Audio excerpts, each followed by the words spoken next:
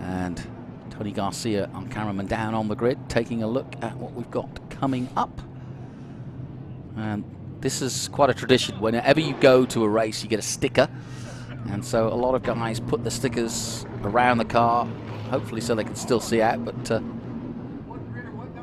we get ready now for our HTA. Actually, no, this is, excuse me, I am leading you astray. It's Group 8 next. The sedans, of course. Do it for Datsun, he screamed. I don't know if you heard that. Do it for Datsun, absolutely. You got to love the Japanese. We've been talking about the battle between Europe and America over the years, and of course then the Japanese join that battle, and here they are. Here's their first renditions, if you will, a combination of the lightweight British cars, but a little bit more reliability, if you're being honest, but just as nifty and just as nimble as those European cars, but also a little bit more power under the hood. And they were competitive straight from the get-go. And it was a big thing for Japan because obviously Americans not keen on buying Japanese cars, but when they realized the price mark and that they were competitive at racing, it soon took on. And these are the forerunners to what has become a Japanese market now for America, that includes Toyota, Nissan, which was, of course, the former. And Datsun is how they arrived, though. And fantastic history. There's the 25 of Armin Gorbani in the 510, and several 510s qualified right at the front, all early 70s, late 60s cars. And that 1969 Datsun, that one you just saw, of the number 25 from 1969.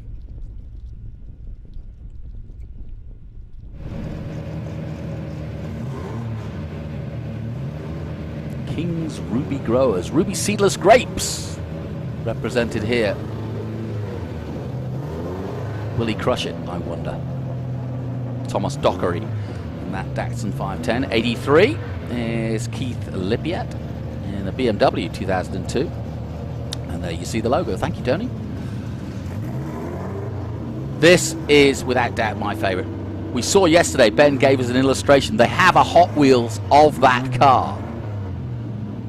It is just brilliant. And there you see the Hot Wheels logo. And beautifully liveried in that Warsteiner and BMW colours. And there's the 22 of Jonathan Ormestein in the Datsun. 710 the Datsun, that's on 74. Hasn't changed too much, did it, in that time? Back with another BMW, the 88.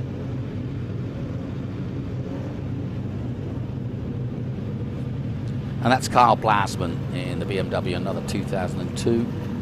Here's a little different car, number 11. Tom Tuttle in the Lotus Elan Mark II, giving us a wave. Another BMW.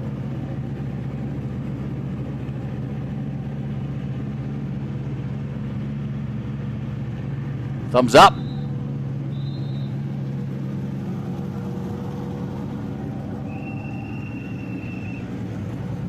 Big field, and it's a combination of BMWs, Alfa Romeos. We've got the odd Volvo out there, a host of Datsuns. We've got the odd Lotus 7 and Super 7. And there's that number 50 of Bob Wast. That's the Alfa Romeo. I was just saying, that's a lovely little car. Look at that. You don't often see an Alfa Romeo in that colour of grey like that. So it, at first you're kind of taken aback because you're used to seeing them in red mainly. But that's a quite different car looking car, but it's definitely an Alfa Romeo. And there's those stickers again, where they've been around the country. Got the cool box in there, cool shirt box, keeping him nice and cool. And there's the 02 of James Polocki in another BMW. Jim Gilardi gives us a thumbs up in his Volvo sedan. Now that's a really interesting car, isn't it? It's got that typical Volvo front, but it doesn't immediately scream Volvo. And that's a really interesting car. I hadn't seen that before. That's a 1972 Volvo B sedan. And away they go to head out of the pit lane. Ben Sissel will join me in a moment because I know he won't miss this one. He does love the sedans. And they put on a good show yesterday, and we've got, well, over 35 cars again in this particular Group 8. And I thought it was the HTAs. They are next, if you were wondering, after this Group 8 race. Then we go to Group 5A, 7, 9, and 11. Finally finishing just before lunch with Group 12. And after lunch, it's our big feature race, the TA, XGT, and SGT race, a 75-minute sprint 100-mile race for the National TA Championship, which also will include the West Coast drivers as well.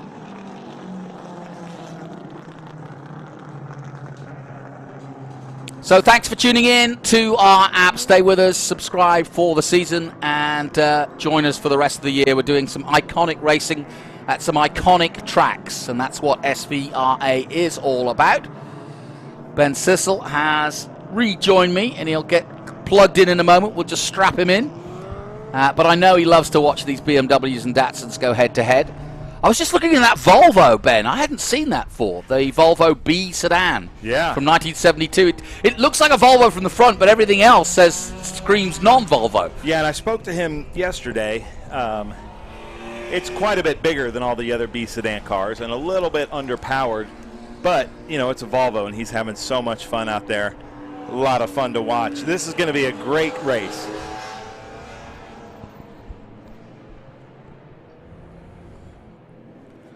And a few Lotus Super 7s out there as well, and a Lotus 7.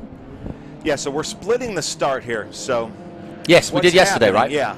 What's going on is these are the B sedan cars. So the Datsun 510s, the BMW 2002s, the Alfa Romeo GTVs, and then you can do Lotus Cortinas, Volvos, just anything that's B sedan is basically what we just saw earlier. The Mustangs would be A sedan.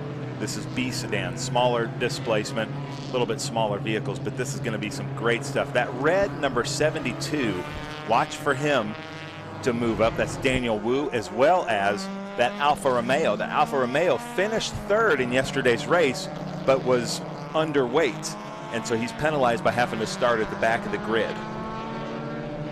You know, it's interesting. You mentioned David Wu, and I know Daniel Wu. Daniel Wu, excuse me, and I know he's quite a big name out in Asia. But I'm also looking at Kelvin Say. I think I've seen him race in Asia. I've done a lot of Macau racing, and I recognize some of these names, and maybe they jump on a plane and get over here and do some historic racing. I think Daniel Wu lives here part of the time. He's a really cool story. He wasn't here yesterday because he was helping to organize and speak at a Stop Asian Hate car rally. Good for him. Over 800 cars there. Wow, good for him. Daniel Wu is a very famous movie director, producer, and actor in Chinese cinema, Asian cinema, but also American cinema. He's really making a name for himself, and we're so happy to have him out here racing in a Datsun 510. He wasn't here yesterday, so look for him to really work his way through the pack, because I know him as a great race car driver. Well, it's interesting you say that, because I spent a lot of time in Asia. I'll talk about it in a moment as we get underway for this Group 8 race. And, of course, we've got a split start. And so stand by your beds, because this is the first group setting off. And the sedans are underway. Everybody's spreading out, sometimes a little too wide at one point, but everybody cleanly through the first kink that is turn 1 and down towards turn 2, the Andretti corner. Named after, of course, the mighty Mario. Look, and we'll have a member of the family. That's unbelievable, isn't it? How cool is that? 5 wide. What a great shot. I've never seen. Oh, onto the grass, and he's hold it! He's got it. He's got some grip. That's Luckily, he got the grip from the pit lane and got him back on as far as he needs a Warsteiner after that. That's our Hot Wheels car. Look at that. That's our iBox sponsor Hot Wheels car, Ryle Barnett. You can actually go buy that car in a Hot Wheels. But how cool is that? Good save from him as we take the green with our Group 8 race. Tom Tuttle out front in that beautiful Lotus Elan. Yeah. Well, that was a great start to the B sedan race. Let's hope that it's not so exciting with this Group 8 race. There's Troy Ermish right there. The pole man taking the lead and leading the way up the hill for the first time. 1, 2, 3, Datsun. 4, 5. Yeah, well, they started, the top 5 cars were 510s. So, yeah, they've definitely got a monopoly at the moment at the front. We'll see if the BMW of David Murray can get on equal terms with them. Look at that. There it is. Keith Lippiett looks to be the first BMW out there. There's a Datsun 710. That's my favorite BMW out there, that green, that awesome. number 60 right in front. And then I really like Ryle Barnett's white. You know, the red, white, and blue, you just kind of know BMW through that. Factory colors, right? So here come the leaders again to finish their first lap, and Ermish puts in a 1:44 and a 1:46 by Rob Fuller. Gurbani a 1:47.9, Jeffrey Parnell in 4th, and Nettelsham in 5th, Dockery 6th, and Kelvin Say in 7th. So look at that. That's Rob Fuller coming around from the Bay Area. He actually left after his race, had to go work with the Bay Area Datsun dealers, and that is a Trans Am Spec B sedan. It was John Morton here on the West Coast, Laguna Seca, that made these Datsun 510s so famous in B sedan, winning Trans Am championships. And it's kind of neat because he's racing the person in front. I was talking about Troy Ermish, who is like the Datsun B sedan man here on the West Coast, and this man here is racing a Troy Ermish car, and it's just a lot of fun to watch. Armin Gurbani, Gurbani going out there. Look at that. Is that a leak? That's fuel, I think, out of the vent. But is it? Yeah, it's just So it's that's overflow, fun. right? Yeah, overflow out of the vents. But Troy Ermish there. That's his car there as well, the 58. Got some white gloves on for us. Thank Parnell. Thank you, Jeffrey Parnell. You got my memo. Mark Nettersham behind, but because they make these great Datsun 510s, Troy's gotten to hang out a lot with John Morton and Peter Brock and some of the legends of the B sedan series. It's really neat. Well, this follows on from our conversation earlier about how the Europeans brought over the lightweights, and then the Japanese arrived with these cars. Yeah, the Japanese, you know, as a British car fan, it seems like they took a lot Alfa Romeo. That stinks. They took a lot of the designs from the British car manufacturers and they just made them more reliable. 1972 Alfa Romeo GTV of Bob Wass. It's unfortunate for him. Looks like he's okay as they come in. I haven't heard. That's just going to be a local yellow, I think. Yeah, he's out of the car, and it looks like it's out of harm's way. So at the front, Ermish building on his lead. He's taken it to 2.1 seconds now over Rob Fuller. Gurbani's still third. He's 7 seconds adrift, though, of the lead. Nettelsham, who you mentioned, Mark Nettelsham in 4th place, and Jeffrey Parnell rounding out the top 5. Look at that. I love the paint scheme on that. Just a little stripe there. Pacific Datsun, is that what you were talking about? No, that was Rob Fuller as ahead. This is 7A of Kelvin Say, who you were talking about. Yes, yeah. Well, he's raced. I was going to tell you, I've done Macau Grand Prix now for, goodness knows, 30 years, and it started back in 1954. And of course, the Japanese cars were very much a big part of the sedan racing there and the touring car racing there, and it's got a huge tradition, the gear races it's called. So the Japanese have always brought their best, and Kelvin Say has been involved in that kind of racing for a while. I think it's the same Kelvin Say. It sounds like it would be. Yeah. I'd be surprised if it wasn't. Yeah, exactly. We're seeing Keith Lippiett, but right behind us, Chet Taylor in that lone Alpha now that the number 50 is out. Chet Taylor was disqualified yesterday for being just underweight, and now he's having to work his way through the pack as he got by Ryle Barnett there in that beautiful BMW, the Hot Wheels Eibach BMW. Well, he had a moment at the start. Unbelievable. Almost lost it coming out of Andretti. Yeah. That's Rob Bellevue, 1971 BMW 2002. Look at it ping on the drone. It really does ping out, doesn't it? Yeah. Can't miss that. Chet Taylor in that Alfa Romeo is usually one of our fastest drivers that had to start at the back of the grid, but he's also very patient. 21 years old, from Southern California, actually going to sculpture fine art school as we see the double yellows come out. Yeah, it's interesting. The presumption would be historic racing would be wealthy owners in their 50s plus, yeah? But not so always. We've got quite a few drivers now learning their way And you just mentioned a 21-year-old. What a great way to learn racing. Yeah. Oh, yeah. And he's been racing with us for about 4 years. Races with a club down here in Southern California called SVRA. And always is really fast. He and his dad both race. His dad races a 911 with us in another group.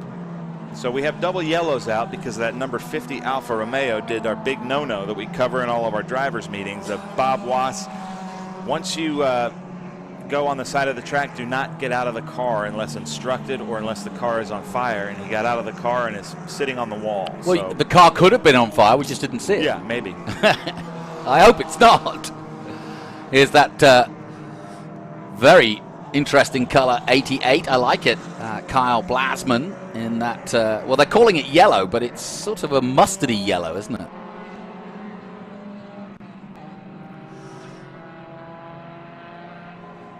So we're under caution at the moment in our Group 8 race. Ben Sissel and Jonathan Green bringing you the action from our SVRA and Trans Am Speed Tour. Where are you looking forward to going this year? I mean, I know you go every year, but what tracks do you like? Well, last year, because of COVID, we didn't get to go to Watkins Glen. That's always one of my favorites. And I've never been to Lime Rock. I'm looking forward. Lime Rock is a really great event. Lots of, probably the most enthusiastic fans that we've seen is at Lime Rock. Oh, there it is. Jonathan Ornstein, Ornstein, sorry, the number 22. That is a Datsun 710. And that is definitely livery. Yeah, that's definitely buried. He's not going to get it out of there.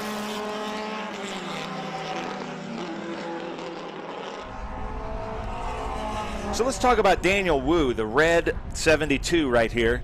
Datsun 510 that we're seeing. Famous actor, producer, director in foreign language films with Asian cinema. Also huge American films. Here he is out here racing because it's what he loves to do. But he missed it yesterday because he had helped head up the Stop Asian Hate rally that brought out over 800 collectible cars. He got to speak at that. So how cool is that? What a great excuse to miss out on racing. Yeah, really good. Oh! There you go. Stunt driving, too. We can add that to his resume. Very good. Very good indeed. Well, he went off script there for a minute, didn't he? Yeah. Looks like he might have something wrong with his left front, unless that's his steering. Let's see if he's going to get He back knew you were out talking safely. about it. Yeah, he knew you were talking about him, I think. He got a little self-conscious. Yeah, maybe. My cameras are in that car, so maybe the weight differential just kind of knocked him out a little bit there. He's Looks an like actor, but his car is acting up. There he goes. All right, back on track. No harm, no foul. Nope. Maybe. Now he's put it further into the... Ah, he's all right. Oh. Something's wrong. Yeah. That is a pretty car, though. I like that red. Well, he did a good job to not get it in too much trouble. Here's another look. Oh. He just kept going straight, didn't he? And once you get in that gravel and you try to get out of it, he should have let off a little, shouldn't he? I don't know. I wasn't in the car, but I did notice that he had his iPhone or a phone, so he might be live streaming the race himself there. He has saw a a phone on his windshield. Yeah, he's got a phone mounted to his windshield. Oh. So maybe he's streaming. Well, he's probably screaming and streaming. Yep.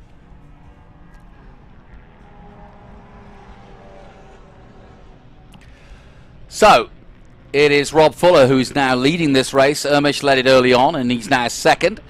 Gorbani is in third place, Nettelsham fourth, and Parnell in fifth position. You can see it running over your bottom of your screen. Oh, they're taking because there's so many cars off right now, and the cleanup is going to take so long, we're going to have to safety car checker this race. Okay. And there it is. The checker flag is out, and that's a shame because that was going well. But you're right, there's too many cars out. So there's the checkered flag, a little earlier than expected. And that means that Rob Fuller will take the win here ahead of Troy Ermisch. And Armin Gorbani will round out the podium. Now, I believe you're going down. I believe Ben's going down to do a grid walk on the HTA, which would be always fun. I'm jealous because that's going to be a real spectacle. If you need to take a bathroom break or whatever you need to do watching here on SVRA, you do not want to miss the next group because this is something very special. and really does hark back to the glory days of when Laguna Seca was alive to the sound of these original cars racing here with the likes of Mark Donohue, George Fulmer, and Parnelli Jones. And we've even got a Vic Elford car out there, which is owned by Tommy Dreesy, and Tommy Dreesy will drive that car. He's also going to be in action later today in the TA Championship. So a rather abrupt end to our Group 8 race, but still plenty of good action. And Rob Fuller takes the win, but a real sweep of Datsun 510s. Look at that, the top 7 all Datsun 510s, and Kelvin Say, one of the reasons for the stoppage. And then the BMWs following on in 8th, 9th and 10th. But congratulations to our top 3, Rob Fuller, Troy Ermish and Armin Gorbani. And that concludes our Group 8 coverage. So as we look high above this wonderful circuit from the drone, just high above the corkscrew, we will unleash another advertisement. We'll take a short break. We'll be right back from Laguna.